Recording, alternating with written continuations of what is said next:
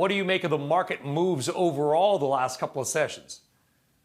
Well, first off, Brian, thanks for having me. And let's just say you borrow my research. Let's not say steal. That's pretty strong. But first off, happy Veterans Day to everybody out there. And if you, and Seema keep talking about turkey, I got up way early today to come on with you. I haven't had breakfast yet, so talking about turkey, I'm getting pretty hungry here. But Brian, let's just talk about what's going on, right? This could be the first time since 1884, Grover Cleveland, you have a Democratic president with a Democratic House with a Republican Senate. I mean, that is, we haven't seen that in a long time, last I checked. But what we do know, we likely are going to have that divided Congress. And like we've talked about before, gridlock can be good. Keeping it real simple. This could be the 11th year in a row the S&P 500 actually goes higher during a gridlocked year. And we could have 2 more years of it next year. So there's different things that are happening there.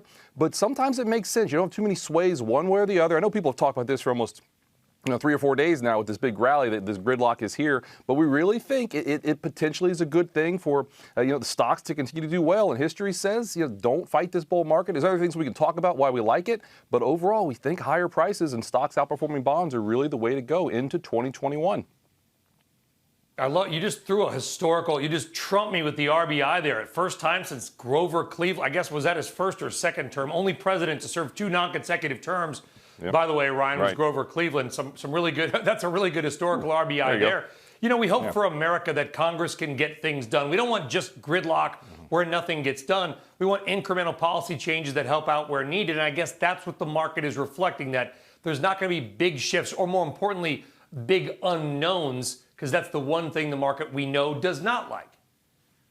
No, you're right. And what are the market signals? What are we seeing? Look at copper-gold ratio. Copper is really outperforming gold. That's usually a sign the economy is doing pretty well. Japan's breaking out to like 29-year highs. It's hard to be bearish the global economy when you see something like that. Remember the yield curve? We all talk about the yield curve. Yield curve, the steepest it's been all year. Oh, and by the way, this earnings season, over 85% of companies are beating expectations, and they're increasing guidance next quarter, which is really rare. So things aren't perfect. Let's not be Pollyanna here, but there are still the signals of the market are telling us things want to go higher. And one more for you, Brian. When we had those 4 days in a row of 1% gains just last week, right around the election, you got to go back to 1982. October of 82, pretty major time to be bullish. The last time we saw that, and it's only happened 3 times since World War II, when you have 4 days in a row that strong.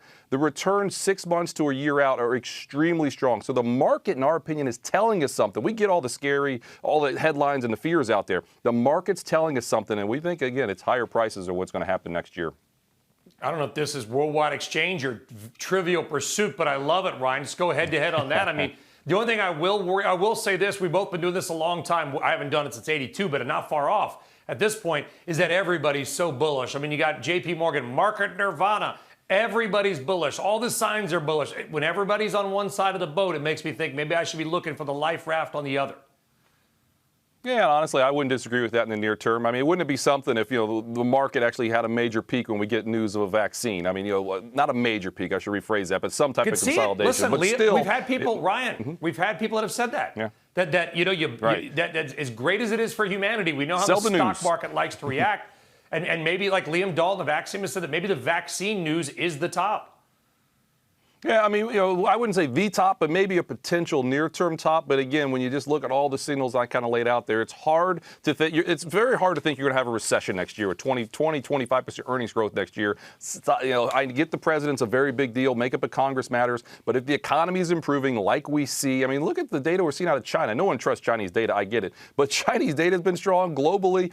Manufacturing to your highs here in the U.S. There are some things that really do say we're on the right path, and we'd be a buyer of dips. Maybe let's put it that way. We continue to be a buyer of dips. We've told our 17,000 advisors to be a buyer of dips for several months now, and we continue to think that's the way to play what we are calling a new bull market. Yeah, it's weird to look at it because you get the vaccine news, which is great news for humanity, but then, of course, all the market pundits come out and they say, well, that's bad news for stimulus, means we're less likely to get it. But, of course, we're now maybe more likely to be locked down in the Northeast and maybe parts of the country. Indoor dining now banned in San Francisco. I'm sure it's coming here to New Jersey. So is it kind of if we get bad news on the lockdowns, that's sort of short-term good news because it increases the chance for stimulus or more stimulus? Wow, we're getting complicated there, but that makes sense. I don't even know what I'm saying anymore at this point, Ryan. It's Wednesday.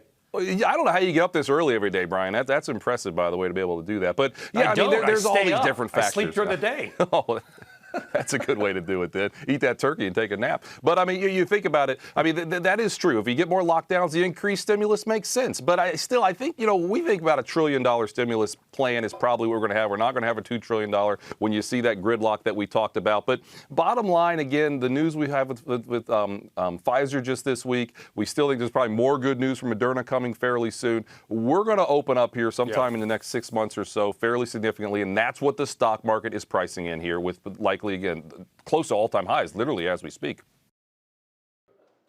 Shepard Smith here. Thanks for watching CNBC on YouTube.